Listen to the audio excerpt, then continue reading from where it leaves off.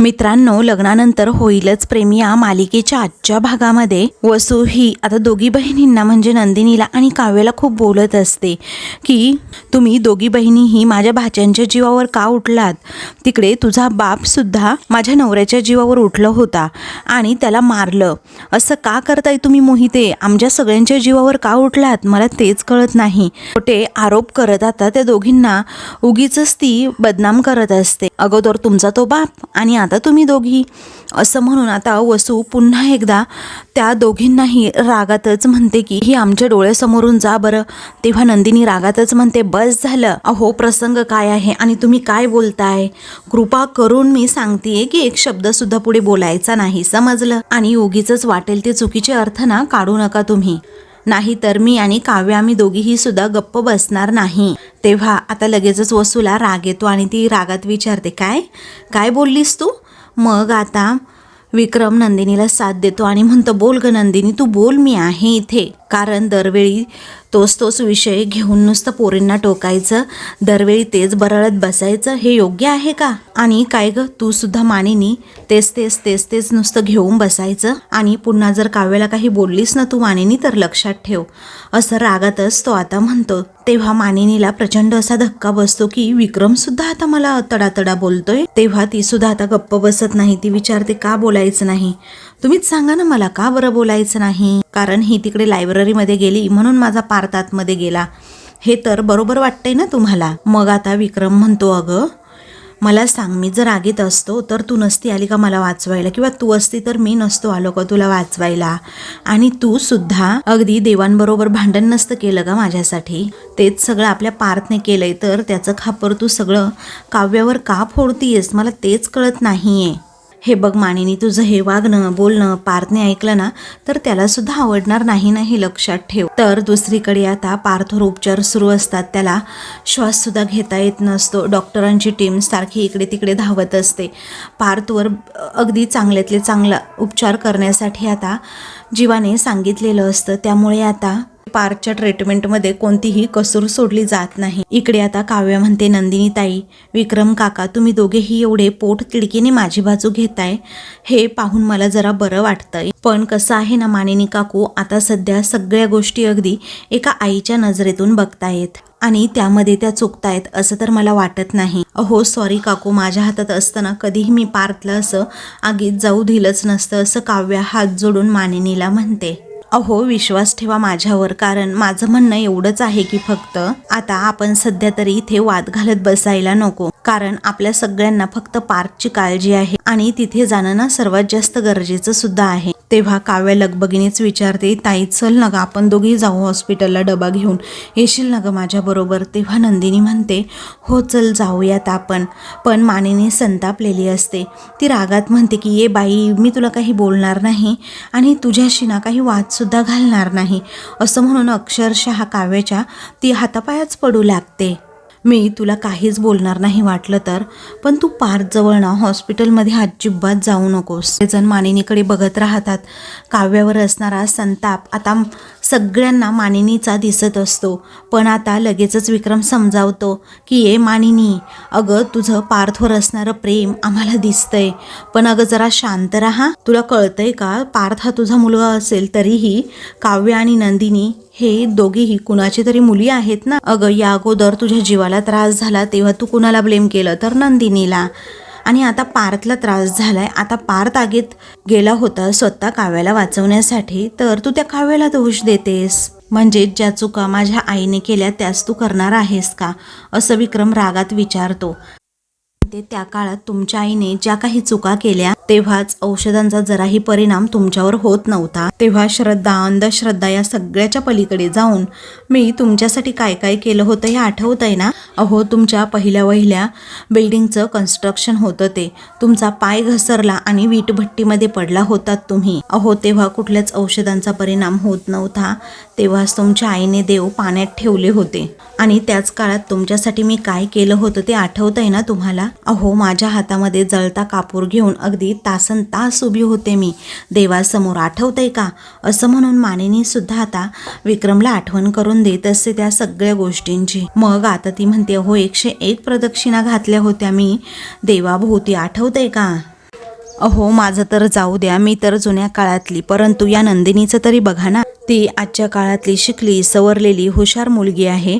तिने सुद्धा अहो जीवाचे प्राण वाचवण्यासाठी तिने रक्ताळलेले पाय घेऊन वडाभोवती प्रदक्षिणा घातल्या होत्या. आणि रम्याचं पण बघा ना, ना लग्नाचं बंधन आहे ना बायकोचं नातं आहे आपल्या पार्थ बरोबर, तरीही पोर पाण्यावरती आहे. तर का आपला मुलगा वाचावा म्हणून. कळतंय का तुम्हाला? तिने जे काही केलंय त्यातलं एक तरी हिला जमलंय का करायला बघा बरं तुम्ही. आणि मला बोलताय का तुम्ही तिच्यावरनं? अहो विचारा ना तुम्ही काव्याला की 101 प्रदक्षिणा ती घालेल का देवळाला? आणि हाताचा जळता कापूर पकडता येणार आहे का तिला? विचारा की जरा. अहो काय नाही, काही नाही, ही काही करू शकत नाही. ही स्वतःच एक जळता निखरता आहे. काव्याला दोष देत मानिनी खूप म्हणजे खूपच बोलू लागते. ते पाहून आता काव्याला खूप वाईट वाटत असतं, पण ती तोंडातून एकही शब्द काढत नसते. तेवढ्यातच आता नंदिनीला जीवाचा फोन येतो. तेव्हा नंदिनी म्हणते, बाबा जीवांचा फोन आलाय. त्यावेळी फोन स्पीकरवर टाक ग, असं आता विक्रम म्हणतो. तेव्हा नंदिनी फोन स्पीकरवर टाकते.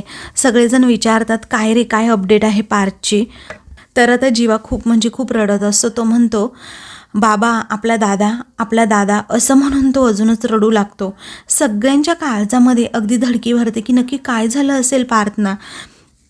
सगळेजण विचारू लागतात, अरे जीवा बोल ना, पुढे काय झालं, काय झालं बोल ना. तेव्हा जीवा म्हणतो, बाबा आपला दादा कोमामध्ये गेलाय. असं म्हटल्याबरोबरच सगळ्यांना धडकी भरते, धक्का बसतो. सगळ्यांच्या पायाखालची जमीन सरकते की पार्थ कोमामध्ये गेलाय.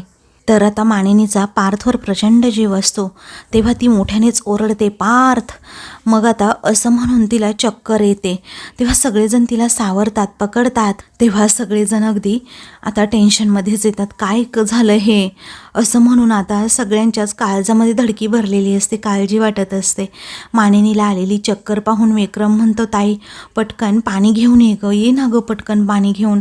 तेव्हा आता लगेचच वसू ही पाणी घेऊन येते. तेव्हा ती म्हणते, मला नको काही, मला नको, मला माझ्या पार्थकडे जायचं आहे, मला माझ्या पार्थकडे घेऊन चला बरं.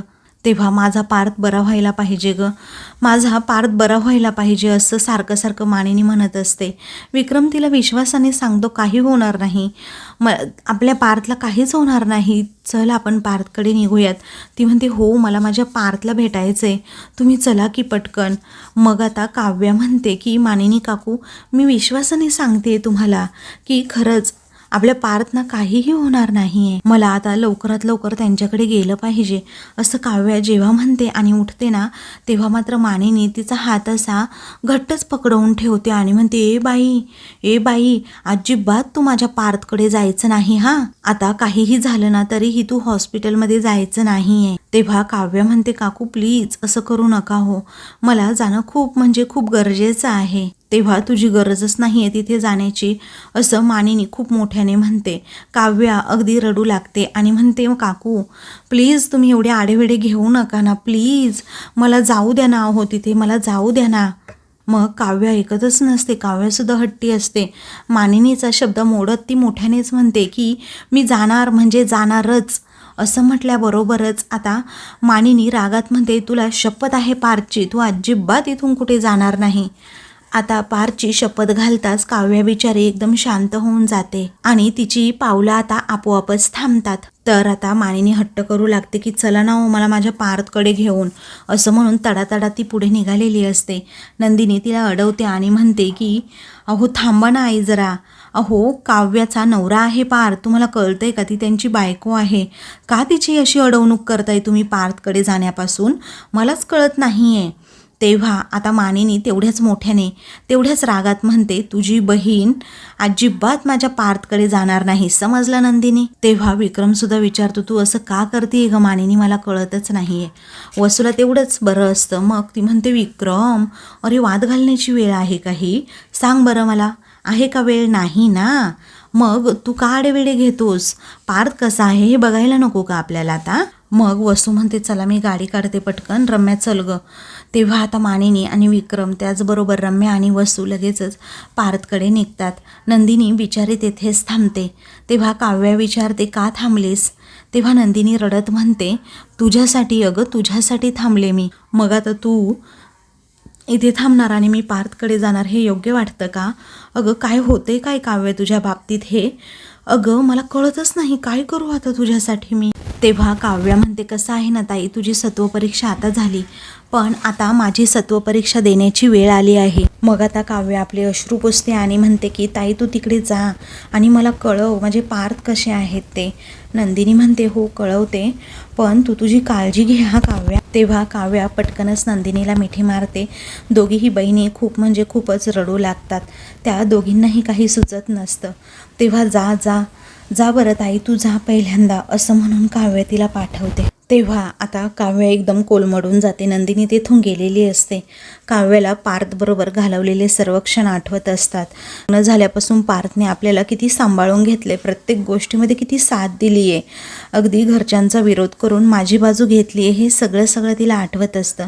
आणि आत्ता कुठे मी काहीतरी त्यांच्यासाठी चांगलं करायला लागले होते तर हे घडून बसलंय. हाच विचार करत करत काव्याला खूप म्हणजे खूप त्रास होऊ लागतो. मला पार्थला भेटायला जाण्याची एवढी इच्छा आहे तरी मानिनी काकूंनी शपथेमध्ये मला अडकवलं आणि तिकडे जाऊ दिलं नाही. त्याचबरोबर तिथे आगीमध्ये माझा जीव वाचवता त्यांनी स्वतःचा जीव कशाप्रकारे धोक्यात घातला आणि त्यांच्या जीवावर एवढं मोठं संकट बेतलं हे देखील आठवून आता तिला त्रास होऊ लागतो. आता सगळ्या गोष्टी आठवून काव्याला होणारा त्रास हा कोणालाच दिसत नसतो. काव्या बिचारी एकटीच घरी असते आणि खूप रडत असते. दुसरीकडे सर्वजण हॉस्पिटलमध्ये पोहोचतात खरं, परंतु आता जीवा तिथे शांतपणे रडत बसलेला असतो. मानिनीसुद्धा आता पार्थकडे आतमध्ये बघत असते. तो आता कोमामध्ये असतो. पार्थला बघून मानिनीचं काळीज अगदी हलू लागतं आणि ती म्हणते काय झालं माझ्या लेकराच्या बाबतीत हे. तेव्हा विक्रम कसाबसा तिला सावरतो. त्याचवेळी जीवासुद्धा इकडे अगदी खूप म्हणजे खूप रडत असतो. तेव्हा नंदिनी म्हणते जीवा प्लीज स्वतःला सावरा तुम्ही, पार्थना काही होणार नाही, अहो ती लवकरात लवकर होतील बरे. मग आता जीवा म्हणतो मी दादाला असं नाही बघू शकत नंदिनी, कारण मला माझा दादा ना अगदी बरा झालेला हवा आहे.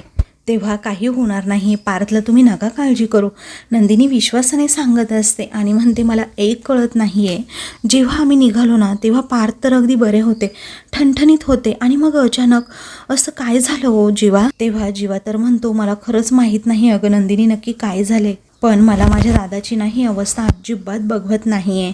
काही वेळातच आता डॉक्टर हे आता त्या ICU रूममधून बाहेर येतात. तेव्हा मानिनी विचारते काय हो डॉक्टर, कसा आहे माझा पार्थ, तुम्ही त्याला कोमातून बाहेर काढाल ना डॉक्टर, प्लीज सांगा ना. अहो मी हात जोडते तुमच्यासमोर, काहीतरी करा हो.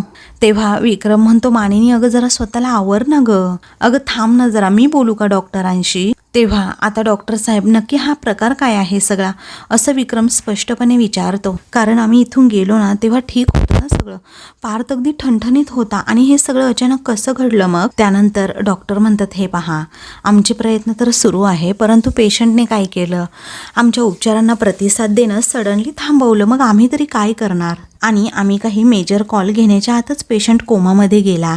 तेव्हा मिथून विचारतो पण डॉक्टर हे कशामुळे घडलं, कसं घडलं. तेव्हा मेंदूला ऑक्सिजनचा पुरवठा कमी पडल्यामुळे हे घडल्याचं डॉक्टर सांगतात. अहो बेसिकली जेव्हा ते आगीमध्ये गेले तेव्हा आगीपेक्षा धुराने जास्त त्यांचा घात केला आणि मला खरंच भीती आहे तो धूर ना बहुतेक त्यांच्या लंग्समध्ये गेला असावा. आम्ही त्यांना ICU मध्ये शिफ्ट केले, आपण थोडा वेळ वाट बघूयात आणि पुढच्या 24 तासांमध्ये जर काही फरक पडला नाही तर त्यांची कंडिशन अगदी क्रिटिकल होईल, असं म्हणून डॉक्टर आता तेथून जातात. तर सगळ्यांना धडकीच भरते, पार्थचं काही बरं वाईट व्हायला नको. मानिनी आता अगदी धाय होकून रडत असते की काय झाले माझ्या लेकराला हे, डॉक्टर प्लीज काहीतरी करा, माझ्या पार्थला कोमातून बाहेर काढा, असं मोठ्याने ती ओरडत असते. वसू मात्र म्हणते की मानिनी शांत हो, अगं काही नाही होणार आपल्या पार्थला. तेव्हा सगळेच जण आता खूप रडू लागतात. नंदिनी सुद्धा खूप रडत असते. तेव्हा विक्रम म्हणतो काय झालं बाळा नंदिनी, का ग तू एवढी रडतीयेस आणि कसला विचार करतीयेस. तेव्हा नंदिनी म्हणते मी काव्याचा विचार करतीये. आता मला सांगा बाबा, आपण सगळे तर इथे आहोत आणि आता इथे जिने असायला हवं ती मुलगीच नाहीये. बघा ना तुम्ही, आईनी येऊच नाही दिलं तिला, आपण तरी काय करायचं. आणि मला सांगा पार्थची अशी अवस्था ऐकून काय वाटलं असेल तिला, तिची बिचारीची एकटीची काय अवस्था झाली असेल. दुसरीकडे काव्या देवासमोर जाऊन बसते आणि तिला गुरुजींनी सांगितलेलं असतं की प्रवास खूप खडतर आहे. त्यावरती मी त्यांना म्हटलं होतं की माझ्या नशिबाचे भोग आहेत ना ते मी नक्कीच भोगेन. मग गुरुजींनी सांगितलेली भविष्यवाणी आता खरी ठरते, कारण फक्त तुलाच नाही तर पार्थला सुद्धा हे सगळं काही आता भोगावं लागणार आहे. मग आता तिला तेही आठवतं की कशाप्रकारे मानिनीने मला सांगितलं की रम्याचंच बघा ना तुम्ही, कारण रम्याचं ना लग्नाचं बंधन पार्थबरोबर ना बायकोचं नातं आहे, तरी ही बिचारी फक्त पाण्यावर दिवस काढतीये. आता मानिनीने केलेले आरोपसुद्धा तिला आठवतात की जेव्हा तुम्ही तिथे वीटभट्टीमध्ये पडला होता तेव्हा मी तुमच्यासाठी 101 प्रदक्षिणा मंदिराभोवती घातल्या होत्या, ते पण हातामध्ये जळता कापूर घेऊन. तसं काव्याला जमणार आहे का विचारा ना. अहो हिला काय जमणार, ही स्वतः एक जळता निखारा आहे आणि हेच आरोप काव्याला आपल्यावरचे पुसून टाकायचे असतात. त्यानंतर पार्थच्या त्या सामानामध्ये त्याचं ते ट्विन वॉचेससुद्धा असतं. काव्या ते हातात घेते आणि त्या घड्याळाकडे आता पाहतच राहते. पार्थने तिला सांगितलेलं होतं की माझ्या हाताची नाडी सुरू आहे ना तोपर्यंतच हे घड्याळ सुरू राहणार. तेव्हा काव्याला हे अचानक क्लिक झाल्यामुळे ती आता म्हणते नाही मी पार्थला काही होऊ देणार नाही, अगदी मला अग्निपरीक्षा द्यावी लागले ना तरीही चालेल. तर दुसरीकडे मानिनी रडत असते पण थोडी शांत होते. विक्रम तिच्याजवळ बसलेला असतो. ती म्हणते काय झालं हो आपल्या पार्थला, बघा ना तुम्ही, पण आपण कुणाचं वाईट केलं आहे का नाही ना, मग आपल्या पार्थचं सुद्धा नाही वाईट होणार काही, असं मानिनी म्हणते. तेव्हा विक्रमसुद्धा आता आशेने सांगतो नाही होणार का आपल्या लेकराला काही. त्यावेळी आता तेथे 2 चहाचे कप घेऊन वसू येते. तेव्हा विक्रमला वाटतं की नंदिनी आहे म्हणून आता विक्रम म्हणतो नंदिनी नको अगं मला चहा. तेव्हा चहा नाही आहे कॉफी आहे, थोडी कॉफी घे तुला बरं वाटेल, असं वसू काळजीने त्याला म्हणते. तेव्हा विक्रम म्हणतो नको आहे मला, असं म्हणून तो आता तेथून निघून जातो आणि वसूचा चांगलाच अपमान करतो. तेव्हा वसू आता मानिनीजवळ बसते आणि म्हणते तू तरी कॉफी घे प्लीज, बरं वाटेल ग तुला, बरं वाटेल. त्यावेळी मानिनी कॉफी घेते आणि थँक्यू असं म्हणते. तर वसू सांगते मानिनी अगं तू सावर ना जरा स्वतःला, मला सांग तूच जर अशी खचली तर कसं होईल. अगं मला माहिती आहे आपल्या बाळाला जरा जरी खरचटलं ना तरी आपण नाही ते सहन करू शकत, पण आता सगळं धीराने घ्यायला हवं की नको. अगं तुला माहिती आपली रम्य ना देवासमोर हात जोडून उभी आहे आणि मला पूर्णपणे खात्री आहे ना मानिनी, देव ना आपल्या रम्याची प्रार्थना नक्की म्हणजे नक्कीच ऐकणार. आता तू सांभाळ बरं स्वतःला, कॉफी पी थोडं बरं वाटेल तुला, असं आता वसू म्हणते. इकडे बिचारा पार्थ आता कोमामध्ये असतो, शुद्धीवर नसतो. आता जीवा तेथे जातो आणि आरशातून आपल्या भावाला बघतो, म्हणतो की उठ ना रे यार प्लीज उठ ना. तेवढ्यातच नंदिनी तेथे येते आणि जीवाकडे बघत राहते. तेव्हा पार्थ विचारतो ए दादा तू चिडला आहेस का रे माझ्यावर, अरे सांग ना तू चिडला आहेस का. अरे तू खूप मोठा माणूस आहे आणि हाच मोठा माणूस मला माझ्या कायम हृदयात हवा आहे, कारण तुझ्या या भावाला ना माणसं नाही ओळखता येत. अरे लोक फसवून जातात रे मला, आणि तू सोबत असशील ना तर कुणीही माझा असा पाय धरणार नाही. तुला काय होय सांग ना, तुझ्यासाठी 6 ग्रॅमवाली मस्त अशी प्रोटीन वाली अंडी उकडू का मी. बोल ना दादा, की तू पिठलं भाकरी खातोयस, बोल ना तू, बोल ना काय हवंय मी लगेचच देतो तुला, कारण तुझा हा छोटा भाई आहे ना तुला जे हवं ते बनवेन. अरे बोल ना दादा बोल ना यार, असं म्हणून आता तो खूप म्हणजे खूप रडू लागतो. तेव्हा नंदिनीला सुद्धा वाईट वाटतं, ती बिचारी जीवाला सावरते. मग आता जीवा म्हणतो तुला सांगू नंदिनी, अगं हा नाटक करतोय नाटक, अगं हा 1 नंबरचा नाटकी आहे. नाटकी लहानपणी एकत्र असताना आम्ही ना नाटकामध्ये काम केलं होतं, तो हिरो झाला होता आणि मी हिरोचा मित्र. त्यामध्ये ना हिरो मरतो आणि हिरोचा मित्र मग खूप रडायला लागतो. तुला सांगू नंदिनी, तेव्हा मी खोटं खूप रडलो होतो आणि दादाला ना त्या नाटकामध्ये फर्स्ट प्राईजसुद्धा मिळालं होतं. तो ना असा 1 नंबरचा नाटकी आहे, त्याला ना मला त्रास द्यायला खूप म्हणजे खूप आवडतं. आता मला सांग तू त्याची मैत्रीण आहेस ना, तो नक्कीच ऐकेल अगं तुझं, बोल ना तू त्याच्याशी, आणि तुझा आवाज ऐकून तो उठेल सुद्धा पटकन. तुमच्या दोघांची मैत्री खूप घट्ट आहे. नंदिनी बोल ना गं माझ्या दादाबरोबर, अशी तो रिक्वेस्ट करतो. मग त्यानंतर तो शांत होतो आणि विचारतो मला सांग नंदिनी, आपण जर कुणाचं वाईट केलं तर आपल्यासोबत सुद्धा वाईट होतं का गं. अगं माझ्यामुळे तुझा आनंद निवास गेला ना, आणि म्हणून माझ्या दादासोबत असं झालंय का, असा तो नंदिनीला प्रश्न विचारतो. तेव्हा नंदिनी जीवाकडे आता बघतच राहते आणि जीवाने विचारलेल्या या प्रश्नाचं उत्तर आता त्याला काय द्यावं हेच तिला कळत नसतं. तर आता मित्रांनो, पुढील भागामध्ये आता ICUमधून पार्थ हा बाहेर येणारच असतो, कारण तो काव्याचं नाव सतत घेत असतो, काव्याची आठवण त्याला येत असते. तर दुसरीकडे देवी आई समोर आता दिवे लावत आता काव्य म्हणत असते, देवी आई तू हे काय करतेस, कारण बाहेर विजांचा कडकडाट सुरू असतो, वारं सुटलेलं असतं, त्यामुळे आता दिवे विझत असतात. काव्य म्हणते, देवी आई प्लीज माझी एवढी सत्वपरीक्षा नको ना बघूस, आणि पार्थ देशमुख वाचावेत म्हणून मी प्रार्थना करते ना तुझ्याकडे, आणि तूच हे नवीन वादळ आणतेस. तर दुसरीकडे पार्थला श्वास घेणं सुद्धा आता महागात पडतं. तेव्हा त्याला आता शॉक दिले जातात. पार्थ आता हळूहळू श्वास घेत असतो. त्यानंतर अचानक तो बेशुद्ध होतो, त्याला श्वास घेता येत नाही.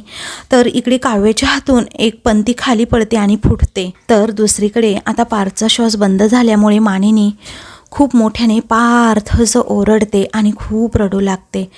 इकडे काव्यसुद्धा अगदी शांत होऊन जाते, स्तब्ध होते. अशाच मालिकेंचे पुढील भाग पाहण्यासाठी चॅनलला सबस्क्राईब करा.